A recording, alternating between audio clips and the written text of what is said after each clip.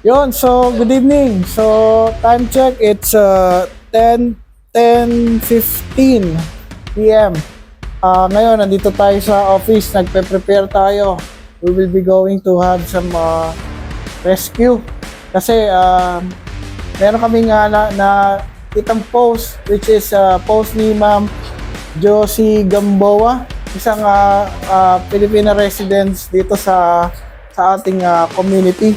So, si Ma'am Josie, kilala yan. Nakikita namin na talagang yung mga stray dogs and stray cats, talagang nire-rescue niya. Sariling bulsa to. Hindi siya umaasa kung kanino man na magbibigay o ano. Walang sa pilit ng pagtulong. Talagang kusa niyang binibigay yung tulong. Kilala namin siyang ganon. Tsaka, most of the time, nakikita namin siya na minsan yung mga hayop na kailangan na i-adapt lalo pag umuulan, napipilitan siya kunin iuwi sa bahay niya. Unfortunately, dahil limited lang at maliit yung bahay niya, syempre napipilitan siya na yung iba hanapan ng mag-aalaga, usually ganon. Kasi syempre dahil sa bahay niya limited lang, may pets din siya. So ayun, pupuntahan natin yung aso. Tingnan natin, hopefully makita natin doon kasi sa post nakita namin na iniwanan lang doon ng may-ari. So, yung aso, umulan pa kaninang hapon. So, nabasa, nakikita ng mga tao, malungkot yung aso doon. Tapos, hindi rin sumasama sa ibang tao. So, talagang inaantay nito talaga yung may-ari niya. So, tignan natin. Hopefully, makita natin doon ngayong gabi yung aso na tinutukoy and we will going to have some rescue mission para dito sa aso na to. So, yun lang. So, let's go! Ayan, so, puntahan na natin yung yung sinasabi na aso, yung i-rescue natin. So, hopefully, makita natin siya doon, no? Kahit gabi. So, susubukan natin na rescue. So, madilim lang, pero mamaya, isikapin natin itong ma-vlog ng maliwanag yung may ilaw. So, hopefully makita natin yung aso doon.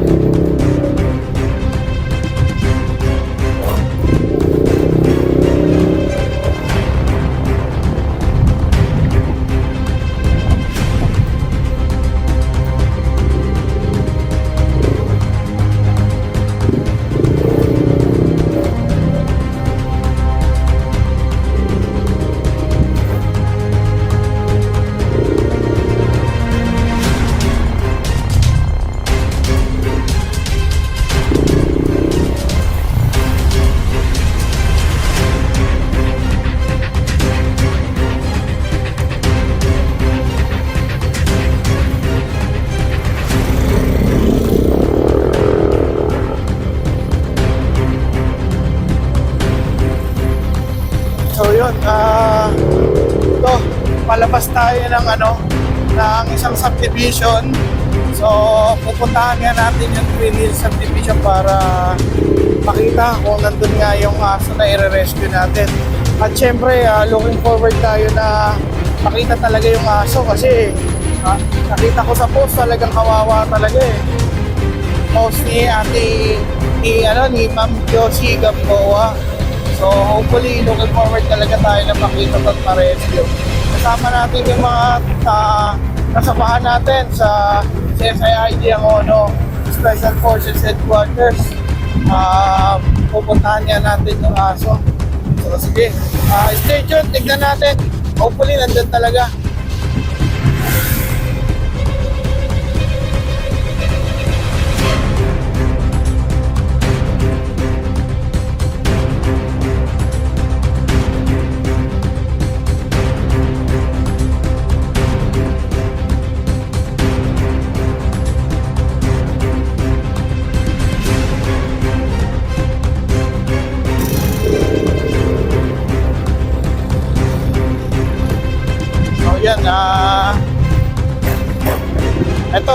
Nandito na tayo sa Twin Hills Subdivision, located sa Barangay San Isidro, Angono, Rizal. Yan natin. Hopefully, makita talaga dito yung aso na yun. Kawawa talaga.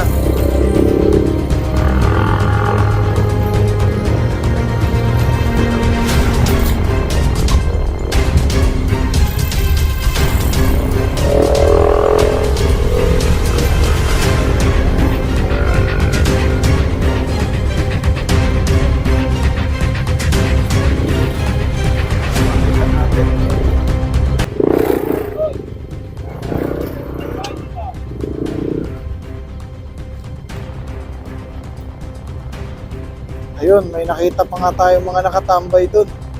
So, yan. Sinita. Para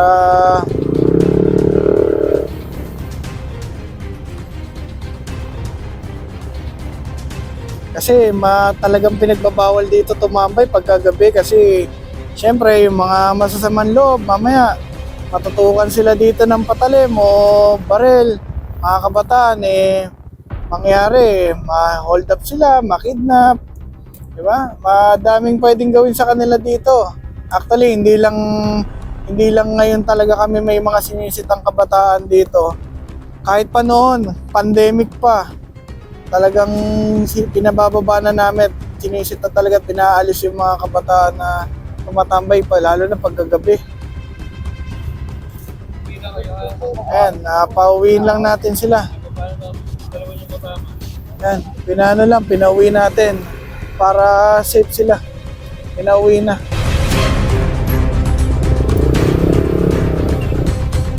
So, diretso tayo.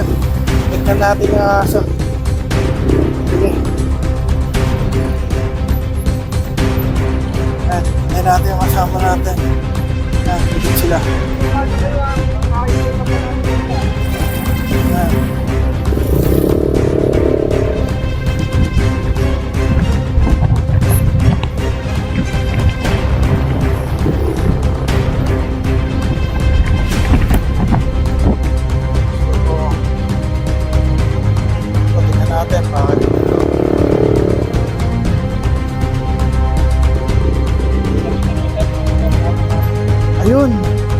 Ayun, maswerte tayo. Nakita natin yung aso. Nandito yung aso. So, yan.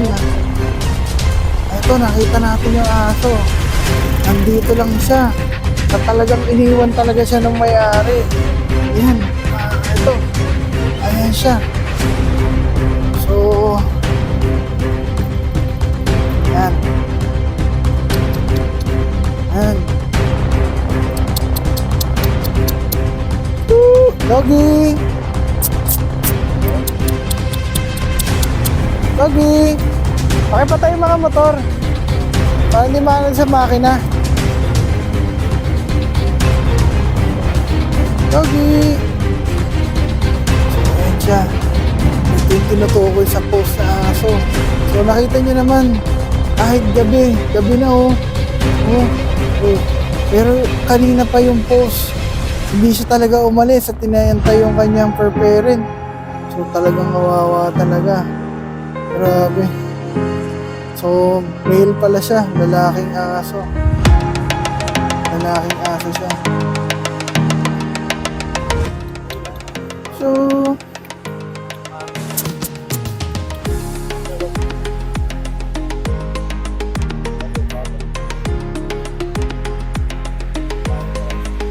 oo, dahil dapat maano siya sir,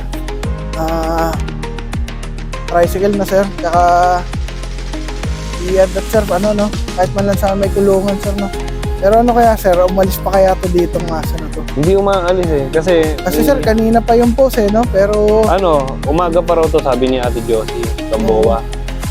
Kasi nabasa to, di ba umuulan kanina? Oo, umulan pa naman kanina.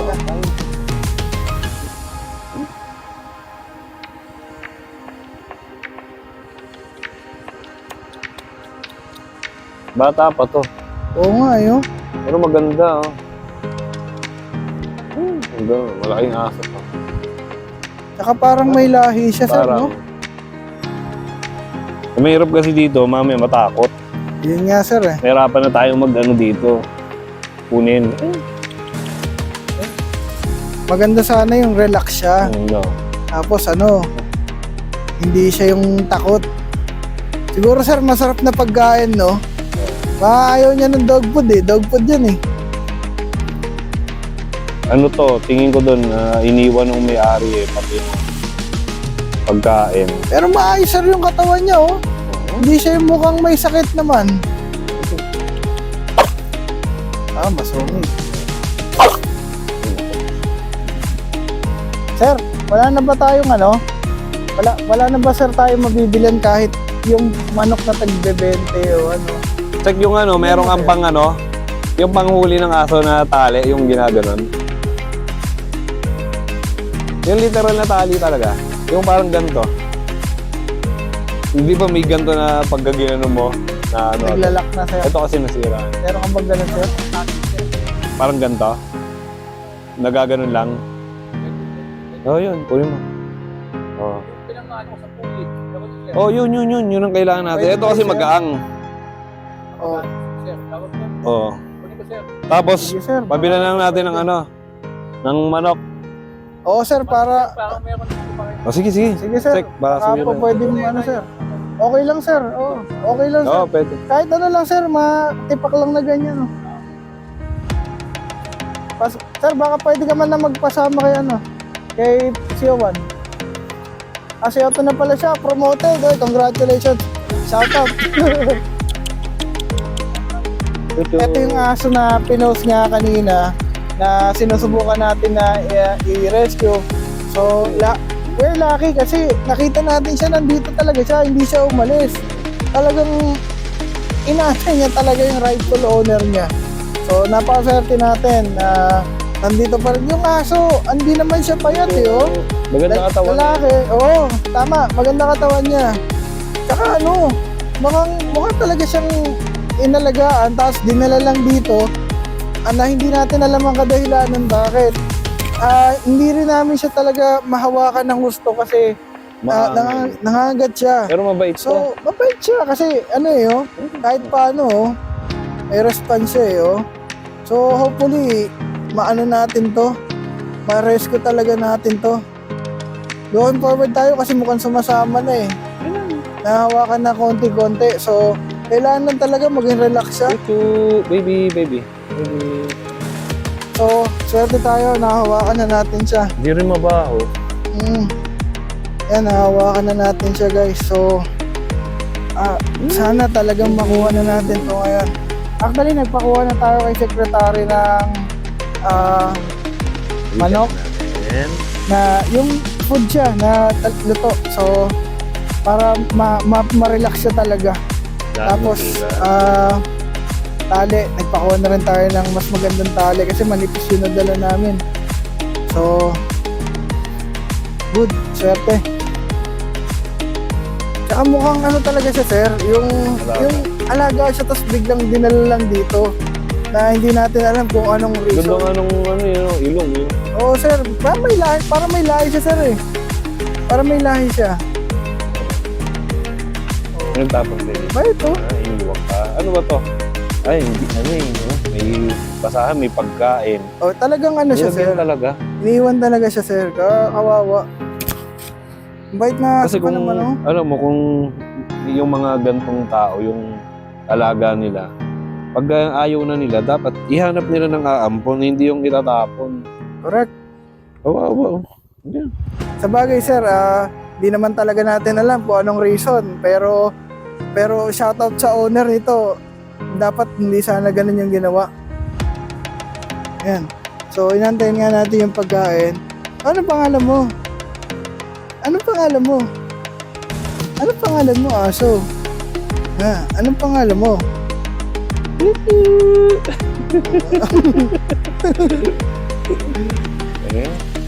Tama.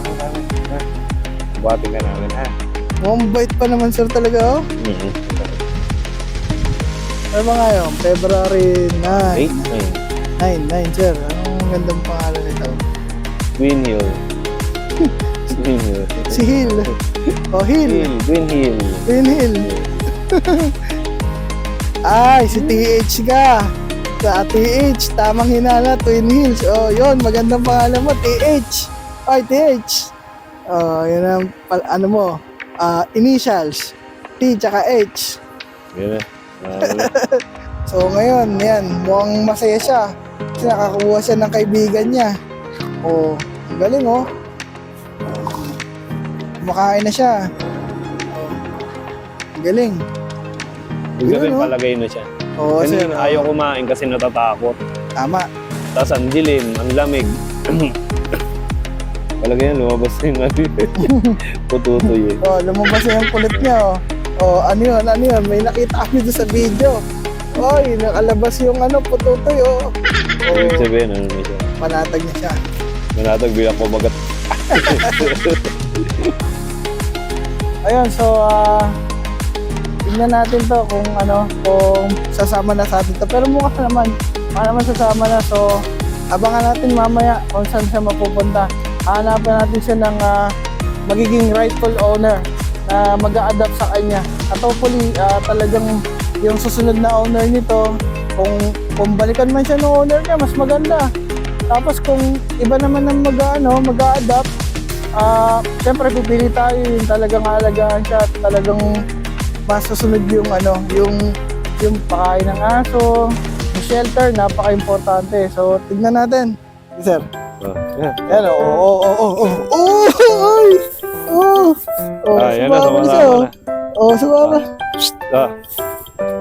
Sumama na yung aso. Ayan na. Kumain na. Yan, so, oy. Lumabas ang kulit. Lumabas ang kulit ng aso. Ay, Ano? lumabas ang kulit. Baby pa to. Ah. Uy. Oh, ang saya niya na, oh. Oy, wow! Wow, chicken, boss! Boss, chicken yan, boss! Chicken lang pala katapat mo, boss, eh. Boss, chicken lang pala katapat mo, eh. Anong klaseng tali yan? Boss! Hindi naman ganyan Boss, eh. chicken lang pala katapat mo, boss, eh. Sik pala ng color, Jason. Boss, chicken lang katapat mo, boss, Ano si Sek? Boss, chicken lang pala katapat mo, boss, eh. Oh. Yan na, boss! Oo. Yan na. Boss! Okay lang. Boss, chicken lang pala katapat mo, eh. Oh. Halika na. Ano? Halika na. Chicken lang pala katapat mo, boss, eh. Halika na. Halika tayo. Halika na. Tara. So, yun, swerte tayo. Nakuha natin yung aso at sumama na sa atin. Naiwan ako. Kasi, binilikan ko yung camera ko. So, sige. Sige, sir, una ka. Habol tayo sa kanila, sir. Una ka, sir. Habol tayo sa kanila.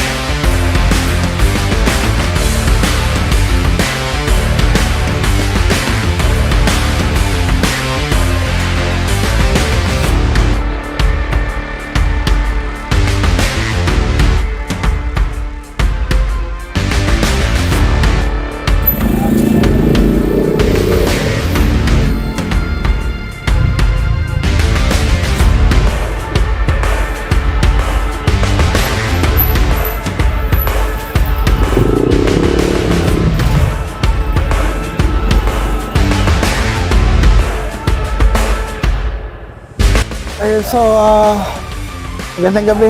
Nandito na tayo sa ating opisina. Matagumpay yung rescue natin dun sa stray dog na pinost sa online ni Ma'am Josie Gamboa. Oh, masaya siya. Masaya. Oh, masaya siya dito. Wow. So, yan. Meron tayo. Meron tayong bagong alaga.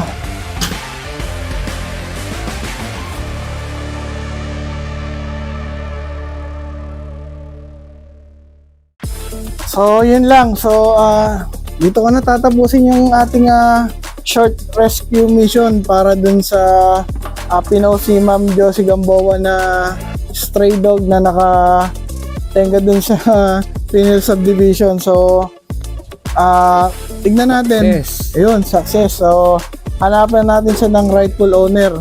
Hopefully, yun nga, tulad nga nasabi ko kanina, yung makuha natin, yung talagang alagaan at ito po rin talagang kanya talaga yung aso at talagang magiging second owner niya talaga. So, yun lang. So, stay tuned sa aming mga posts sa online, sa page namin. Please follow CSIIG Angono Special Forces Angono. So, yun lang. Have a great night. Ingat-ingat.